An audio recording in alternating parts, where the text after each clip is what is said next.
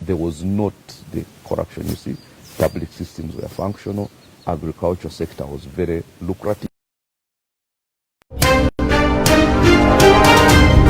This is Face the Nation, going behind the story with a fresh perspective. This is Face the Nation, and viewers at home watching the program today would like to know, why now?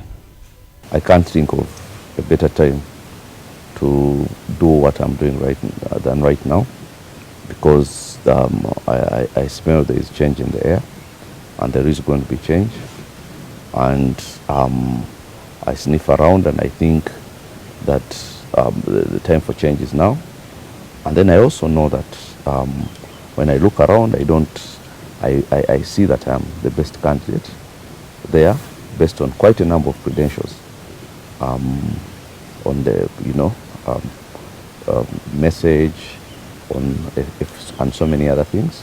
I do not look around and see any candidate better than I, so I think the time is now. Usually, people always stay in the field they're in for quite majorly all throughout their lives. What made you switch from sports journalism, writing books, and being a pastor to run for president? Before I was all those things, I was so many other things. There was a time I tried some bit of engineering, civil engineering. That didn't work out. I went to journalism, and I was there. Then I left journalism. I went into pastoral work, and I was there for some years. So I left there, and I'm going to something different, and I am going to be there. So I have never been somebody who stays, who thinks that just because I made an entry in one place, that's where I'm supposed to be permanently throughout my life. And I wouldn't advise anybody to think that way. Controversy, running from things. Apart from civil engineering, that you practiced for a short time, I do believe,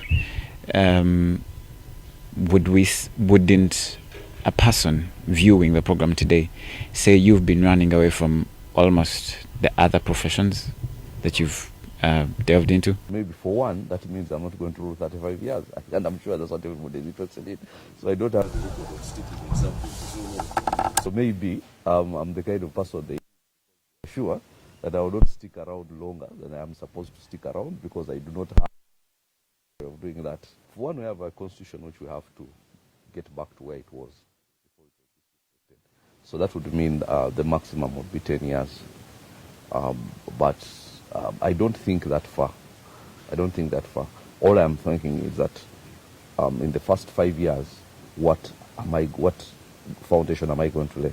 I want to lay a marker, so that even if it was just 5 years, anybody that comes after that absolutely knows, sees that we have moved away from the foundation of Museveni and musevenism, and we have entered into something different. So 5 years is enough for somebody to lay a marker. What is the term musevenism? Describe musevenism. Well, musevenism is a number of things. One of them, corruption, nepotism, plunder, theft, mismanagement, dead public sector, dead systems, nothing works, a situation where all power is vested in the office of the president, none of the other institutions of government are functional, all of them just almost subservient, whether they admit it or not, subservient to the president. And that is the term musevenism. It's more or less like some kind of system that suits him and a few people around him. And so does everybody else. There's a growing legion of prophets, bishops, pastors, some are doing it as a business to take money from citizens, and they're filthy. Some are filthy rich, others are wealthy at that. How is your government going to deal with this issue of prophets leaders of churches and worship centers being wealthy at the expense of the citizen. My government is going to deal with politicians owning billions at the expense of the citizens. What's wrong with Ugandans? Can't you see that the problem is the politics? You have a president and his family which have stolen all your wealth, but you're concerning yourself with pastors. The people who go there by choice. By contrast, as a Ugandan, I'm not a Ugandan by choice. I was born here. So the controversy is with the government and the wealth they are stealing. They are carrying loads and loads of gold out of this country, and you're asking me about pastors? What's wrong with you people? Like, we are dealing with, I have no problem with people fraternizing anywhere. Okay? It is not my business. I was in Busoga and they told me, but you, a pastor, won't you ban witch doctors? I said, I have no business with what people believe. That is not, I'm not coming here to be an archbishop. I'm not campaigning to be an archbishop. I'm campaigning to be a president. And my business is with what people expect from their government, not from their pastors. That is up to them. Because as far as I know, there is a freedom of entry and exit into those churches. Right? Yes. Is there anybody who is forced there? No. Do you know of any pastor who has guns that shoots people who walks out, who walk out of his church? No. Do you know of any? No. If there is such a pastor, then I would be concerned. But as long as people go there willingly, as long as people go to witch doctors willingly, as long as people go to anywhere willingly, they have a right to choose or not to choose or choose to go nowhere. Okay? So now what you're going to ask, what you say about people who go and spend all their money in bars? None of my business. It's their money. So now, if I concern myself about people spending money in churches or in witch doctors' shrines, then next you'll be asking me, so am I standing to be financial manager of people's pockets or standing to be president? Now, my thing is, all I want to make sure is that you have more money to spend where you choose to spend it, wherever that is, in a bar, in a church, in a wherever it is. Just to make sure that you have more money to spend on yourself, at a music concert, flying out to go and have, whatever it is. The question is, I want to make sure you have more money to spend it wherever it is you want to spend it. Now, the thing with Uganda is the thieves are in government and we know them. Do you say Museveni's rule, the 30 more years or so in power, he has not done any good? Well, you tell me. You know, you people are young people, so maybe you don't know anything beyond the 35 years of Museveni. I was in S1 when he took over. So I kind of was understanding age, was of some kind of understanding age. And I knew that there was something before him. Take him away, and even when he was fighting a legitimate government and you know, being a terrorist in the bush, fighting an elected government, even in that time period when he caused a lot of havoc himself, there were some good things happening. There was not the corruption, you see. Public systems were functional. Agriculture sector was very lucrative for all Ugandans, not just a few of them. People were earning off the ground, and there were so many interesting things in that time period. So now when people come and tell me what has he done, and I always throw the question back at them, and the one thing they always point at is security. He brought a semblance of peace. But then I say, he's the one who took it away. He's the one who caused havoc in this country because he was fighting to be president. And he was fighting an elected government. So it's like I take your mobile phone, then you look for it, it's lost, then I bring it tomorrow and you thank me, thank you so much. But he's brought up about infrastructure, is a steady infrastructure development. That is absolute rubbish. Absolute rubbish. Is there any city that is like Kampala with absolutely no road network to speak about? Go to Dar es Salaam. Go to Kigali. There is no city like that. There is nothing. There is no place, I'm talking about Africa, where roads can be as bad as this, where dust is rising up in the air, and so on. Now, all these other roads which they are doing, which they are making all over the place, is actually, Chinese are making roads all over Africa. You see, you can't just look here. All over Africa, the Chinese are making roads, and they are making roads against the resources of the countries. Economic vibrance of our economy, would you say it's too bad? Has it made it too bad? Are you kidding me? Economy. There's hardly the economy. Nobody can talk about the economy and talks about Uganda. We're growing. We're growing. In East Africa, we are third. Third out of how many countries? Yes, but we are third. Only Rwanda and Burundi are behind us, and those are countries which have been in war for so long. Rwanda, if at the current rate we are moving, how much longer will they be behind us? Okay? Look at what they are capable of doing. Look at the things that they have. Look at Tanzania. Look at all this middle-income status which they got on the 1st of July. What do they have that we do not have apart from the coastline? And good leadership. That's it. They don't have the soils we have. They don't have the minerals we have. They don't have oil that we have. They don't have the tourism potential that we have. They are making the most of what they have, and they are rich, getting there. They are improving because of good leadership. This is what we lack in this country. What sort of good leadership are you bringing? I'm talking about basic leadership of people who care for their country. And I don't think that Museveni loves Uganda at all. Because there is no, look at the things that are being done. Now, the other day, they gave out a whole eco forest in Bugoma and Budongo in Bunyoro for sugarcane growing. There is nobody who can do that. So what is the better governance you're going to bring? And now the country, nobody cares about it.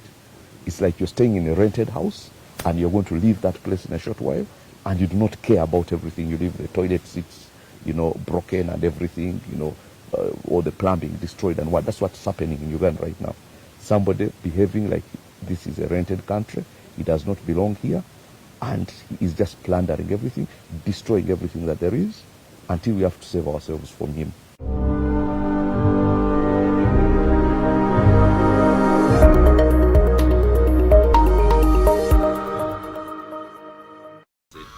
It is a mirage because no one tells us that this is what I'm going to start with.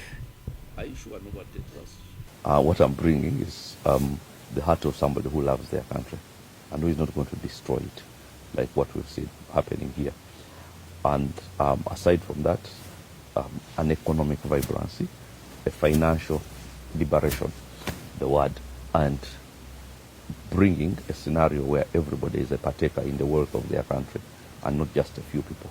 A scenario where everybody feels that they have, a share, a slice of the wealth that has been vested in this country by the Creator. And there is quite an amount of it. So that is what everybody wants. Nobody wants to be excluded from what is happening economically. They want to be a part of it. Some of them don't know what they want. You all have the same words. We're going to bring change. Who has said that? That's not true. That is not true. That is not true. We want a difference where you and your parents, you and your fellows can have a difference in your pocket, in your bank account, at home, how you sleep. I was telling you that it's going to happen, first of all, by understanding what do we have in this country. What are the things that we have in this country that we can say are going to be the basis of, what's the raw material that we are working with. And now that's the thing, there's a lot of raw material that we are working with.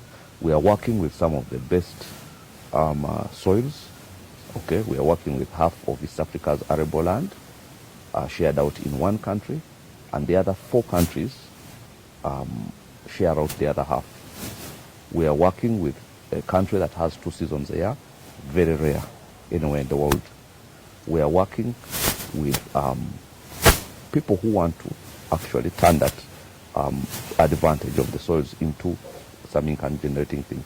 And they want a difference where you and your parents, you and your fellows can have a difference in your pocket, in your bank account, at home, how you sleep. It is not doing anything. What do you know? You just hear, you just read what. There are none. There is not a single one. You see, that's the problem with you people. You listen. You have to be a special kind of fool to still listen to Museveni. Museveni says one thing and does another one. What he says is the exact opposite of what he's intending to do. Like, I don't know why anybody can even still tell me about Museveni right now. There is nothing he does. He will say Bonnaba Gagawade, campaign on a Bonnaba Gagawade, then afterwards he closes all avenues of money, and then Bonna Neba Avuwala. So I don't know why people still quote Museveni. He's not quotable. He's absolutely not quotable. The only quote we shall take from him is I'm not standing. That's the only sense he can say right now. Okay? And now, forget about saying. Now, what he does is even worse than what he says, obviously. Okay? So now, anybody who judges him by his actions knows that they have destroyed the agriculture industry for farmers. And we know that there was a time it was functional. And we know that he destroyed it. He destroyed the cooperatives. He destroyed all the systems that made you go around and you see all the coffee plants and all that, the spinning mills and all that are completely destroyed. Starting from this one in Bugorovi, which was a very thriving thing. That is the legacy of Museveni and his Bonnaba Gagawade. Do you know how many people were making a lot of money from just that thing there in Bugorovi? That was 94% of Uganda's export revenue. And that thing represented, I'm telling you, so many people through coffee farming were looking after children, paying children's school fees, having money. None of them failed to have money to take children to school and so on. Just through that, he destroyed it and put a goa and then destroyed that also. So there is nothing over the economic value that he has done for Ugandans, apart from his family and his nucleus people. So you know what it means to be there. Talk to that Kamocha person, basing on your experience of living there. What is that? You have to understand that that person you're talking about, now that's the problem with Kampala people. You think Kampala, you understand? So you think in Kampala there is the elite who stay in places like, maybe Bugorovi and so on. Then there is the Kamocha boy. You understand? Now, get out of Kampala and there is no difference. There is no elite and non-elite. They are all the same. They are all farmers, 65%. Okay? All of them living off the soil, 65%. Those are important. If I convince the 65%, these ones will fall in line. You understand? So the things I'm talking about are things which are of value to people in West Nile, people in northern Uganda, people in western Uganda, in Busoga, in Mbale, in Teso and what, things concerning agriculture. Now, that is not going to convince the Kamocha boy because he has no land. Okay?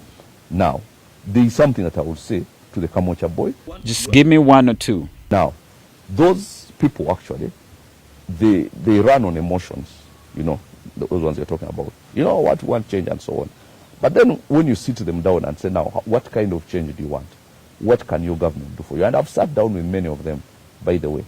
And I sit down and listen to them and say, okay, now you, not necessarily in that part of them, but there are so many, areas in the like that. So I sit down with them and say, now, suppose I was president and now I'm sitting in front of you, what would you tell me? And then you listen to all the things they say, wonderful things, and you see how they can be helped. Some of them want very basic things. So those people want jobs, but most of them do not want jobs of studied jobs, although some want. Most of them want jobs where they can innovate and be allowed to do things from an innovative point of view. Now, when you allow them and give them boosts in different segments, it has sent out money to different circles, to different organizations, to different groups. These people have been told to form up groups and go and request for that money, and the requisitions are made, and some of these groups got money. Whatever the money is used for, should we put that on government? Yes. Financial boosts, yes. Financial boosts. Because they need that at the end of the day. They need that. Something has got to be financial.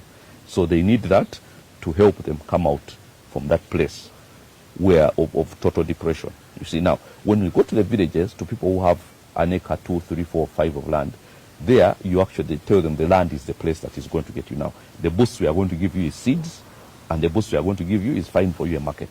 Now do the rest. Now when we come to the urban youth who are unemployed and living down there, the boost we are giving them is different. Okay? Because we are not going to give them seeds, they don't have land.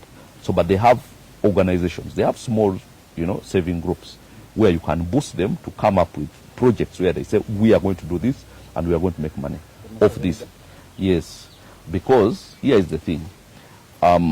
Just because the money is released doesn't mean it gets down to do what it is supposed to do. Yes. Because, of course, there is the culture of corruption. Yeah. And a lot of it is not even released. Like, I want you to know that a lot of what is said is not done. You understand? So they will get one or two of those which are controlled by movement, people then give money here and there. It is not a structured thing, absolutely. Then you'll find one person who has moved from here to some party with a car full of money and so on. That's the kind of system that we've had with Museveni. So now, no, it is structured in that it has to be tied to a project that they are doing. And it has to be, you do not give people money just like that. Okay, you give it to them with a purpose, knowing that having given you this money, you have to convince me that you will not need money hereafter. Because I don't want to create dependence. Yet actually, what this government wants to create is dependence. Oh, that's why they will close everybody down, then start saying they are going to give people kaunga. They want to create dependence. Now, what I don't want to create is dependence. Not anywhere. I've never wanted to do that. Even if I'm helping somebody in my life, I will make sure that I'm telling you, now, if I give you this money, how can you assure me that this is the last time you're going to come to me to ask for money? Now, you have to convince me that you have something in place which is going to ensure that from here onwards, now, I'm not going to be a dependent. I can push this. I just need that initial push. Now, from here, I can take it up from there and turn it into some, And I've been forthright with them because I've met so many of them. And so many of them have come with this mindset, you're going to give money. I said, no, you have to convince me that you've seen a need somewhere, which you can meet. Okay? There is a need for this. I can sell this. People have a need for this. Okay? There is a clear market for it. I've studied. I've seen a clear market for this. Now, I can produce it. The only thing that I lack is a boost, a financial boost. Now, if you give me that, I will take it up from there because the market is there. I have the ability to produce it. Okay. So now, if you can support them in so many other ways, and then they take it up from there. Now, you create economically independent individuals, especially the youth, and who are not dependent on handouts. Because handouts is the worst thing you can do to somebody. It kills people's innovation. And now one of the things that God has given us as a nation actually is innovation. Okay? Now that's the one thing that has been killed completely in this country. People try to innovate things. You hardly ever hear of them again. Somebody comes up with this, it's destroyed. This, it's destroyed. And I'm not saying he destroys it himself. It is destroyed by the government or by people therein. They come, they take it over, they destroy it. But even if it was destroyed by the person who started it, if it is something innovative, the government should come and hold, lift him up and say, okay, this is a good thing, we can support you here, and make sure he doesn't destroy it himself. That's what other people do.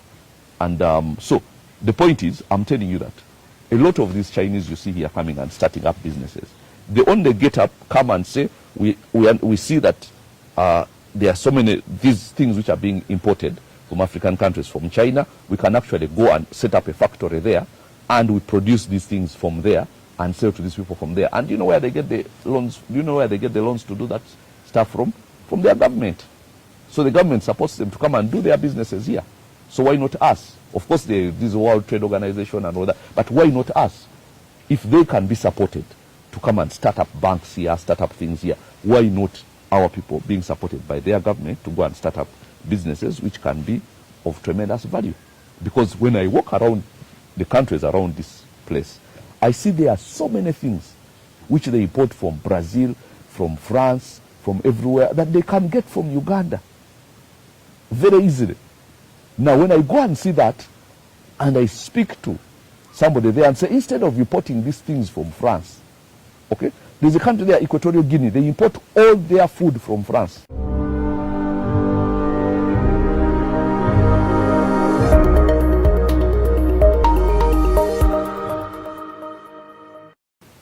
So what if we told them, you don't have to import, they import things, gonja, what, from France? Really? Now, if we really had a government, these are the things which governments do. You understand? I want you to see that These are the things which governments do. It's only the Ugandan government which does not. I will tell you that the American president, Donald Trump, will host the Chinese president, and he's talking about selling soya bean to China. He does not grow soya bean. He's creating a market for his farmers. So when he meets him, they are talking about Chinese airlines buying Boeings, which are made in America. They are talking about Chinese buying soya bean, which is planted in America, and so on and so forth. Then also China is talking about, importing technologies and so many other things. So they are talking about how they can. It's actually a business transaction between two world leaders. Now ours, it's just a business transaction for him and his family. And he has said that actually. Now, not for the country. Now, if they actually had a scenario, and when presidents visit, they don't visit to just talk. They are visiting to look for markets. Okay? So when we go and you say now, instead of doing ABC, instead of importing all these things from God knows where, we can give them to you cheaper. Ugandan farmers can produce this. And then you enter into an agreement where you're supposed to produce all these number of things. Then you come to Uganda and say, we can export garlic, these tons of garlic to this country. There is a ready market. Now plant garlic. You know how long it takes to plant garlic? And it grows and it comes out? 4 months. So in 4 months, you have rich people. 1, 2, 3, 4 months. Because you made for them a market. Mr. Kabuleta, let's now get back to your position of running for president. You started before you actually got into the pastoral, should I say, the pastoral wave. You were attending Prophet Elvis Mbonye's church, and the controversial act came of you kissing his feet, and it was all over social media and everything, and even dailies, news dailies and everything. What is your stand on Prophet Elvis Mbonye? I'm a part of his ministry. I would say he's a false prophet. What people see him, Self-made prophet. well, who makes prophets? No, if you say somebody is self-made, then I want to know that there is a place where they are made. Because if somebody cannot be a self-styled doctor, because I know there is a medical school where doctors are made. Or you can't be a self-styled lawyer because we know where lawyers are made. So now, who makes prophets? Here is the thing. What people think about him is their business, not mine. Okay, I have a right to fraternize wherever I want to fraternize. That's my right. I have a right to do whatever it is I want to do. Okay, if people find it controversial like that, that's their problem, not mine. Okay, there are so many things they do in the darkness somewhere, and I do not concern myself with that. So there are so many people who are walking naked in shrines and doing that, and doing all sorts of things in shrines. Do I concern myself with that? That's their business, not mine. So here is the thing.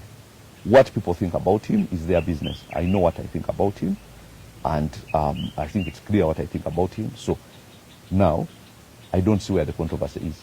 I have a right to do whatever it is I want in the area of faith. You said you're not interested in alliances unless the people asking for you to join the alliance are below you. Yes, I say that. Or come and join me. Or come and join you. Do you think you convey that much power to everyone else running who is not the incumbent president? What do you mean convey that much power? Are you that much more popular than the other candidates? Are you giving something much more different that the other candidates are not giving? Do you feel you're the best candidate? And do you think Ugandans know you're the best candidate? Well, I know I'm the best candidate, a capital yes. I don't know, Ugandans, we'll leave it up to Ugandans, you see, we'll leave it up to the voters. Because everybody has their perception of who is a big candidate. But we'll leave it up to voters. But you see, I know, because I have moved around this country, and I know where strengths and weaknesses are. And I know who is strong where and who is weak where. Okay? So I know what is happening in the country, not what is happening in Kampala only, which is what most people seem to know. Okay? Now, there are people who apparently are strong, but they are like tarmac. They're on the main road only. When you branch off, they are not there. You branch off any main road, they are not there. And yet here in Kampala, they are strong, but when you go down, they are not there. You understand? Yeah, so I know I have moved the country. I know what I'm talking about. So I know what the challenges are. I know what the opportunities are. And I know what I have to do. But when I find somebody who has a message as clear, as far as I know, none of them actually even have any message whatsoever about what they intend to do for Uganda after they take over power. Now, when there is somebody who has a message as clear as mine, then we shall, and it fits into what I'm talking about, then shall we, actually most of the people who have seen, there are many MPs who have a message which is similar, MP contestants. So then we shall seek to make alliances. But before that, I don't see any reason why should I make an alliance with anybody? Okay? I would want to see one who is, number one, has a better ability to govern this country than I have.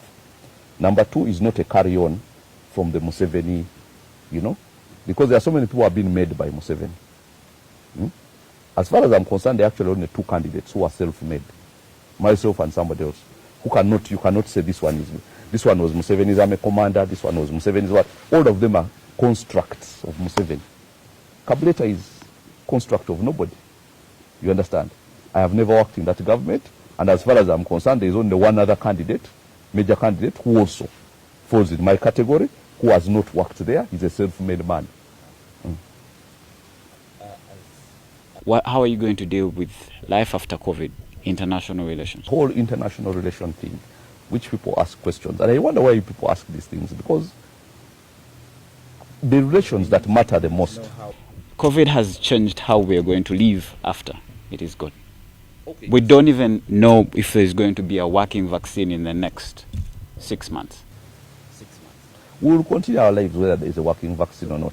Here is the point. How are we going to approach that? International relations, the first international relations that are important are those to the countries around us. For one, Rwanda. There are so many people in that area who have lost their livelihood because of a closed border, because of egos. Okay? Now we want to open that border. We cannot have a scenario where a border to a neighboring country is closed. So we want that border open immediately. Then also to improve our relations with countries around us, Tanzania, Kenya, South Sudan, which of course, as far as I know, are not that bad. But then also, South Sudan is getting a lot of foodstuffs from abroad, which they can get from Uganda, which is so sad because we are the ones who went and fought their wars. So at the very least, they should be buying food from Uganda. Now imagine South Sudan importing eggs from Brazil. Eggs? Do you know how many people can make eggs here and make money from that? Do you know why? We don't have a government. We just have thieves in power. Thieves with guns. That purports a question. So you get into power, what will happen to President Museveni? I think he will be there. But if he's there, he's none of my business. He's none of my business. Like, if he's there, if he's alive, he's well, like let him go and get lost somewhere and lie low like an envelope. And let us undo the mess. Wouldn't you need his guidance on that? I don't need his guidance on anything unless I want to impoverish Ugandans. The only one thing he's good at, and he has been very good at, is making people poor. That's his expertise. So what guidance would I need from him? Nothing. Oh, come on. Which relations? We have a border crossed here.